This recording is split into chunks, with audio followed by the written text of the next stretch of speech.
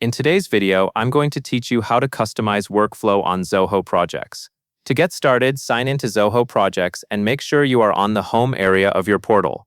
This is the main dashboard where you can see your projects, recent activity, and quick links.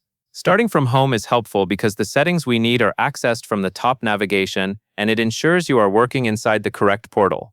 Next, look toward the upper area of the screen for the main menu and settings options. Click the highlighted section that opens your setup and configuration area. In many Zoho projects layouts, this is where you manage organization-wide settings, project configuration options, and administrative tools.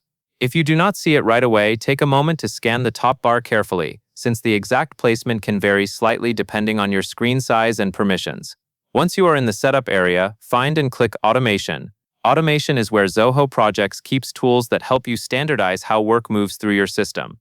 This is especially useful when you want tasks to follow consistent rules, reduce manual updates, and keep your team aligned.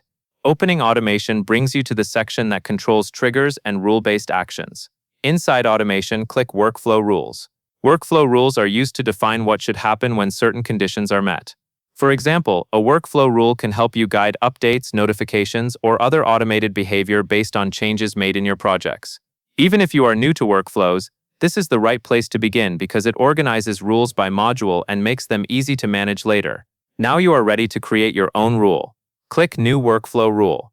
This begins the setup process for customizing your workflow behavior in Zoho projects. As you proceed from here, be deliberate about naming your rule clearly and choosing the right location or category, because a clean structure makes it easier to maintain automation as your project grows. Also, if you are working in a shared environment, it is a good habit to keep your rules focused and easy to understand, so teammates can quickly see what each rule is meant to accomplish. And that is all there is to it.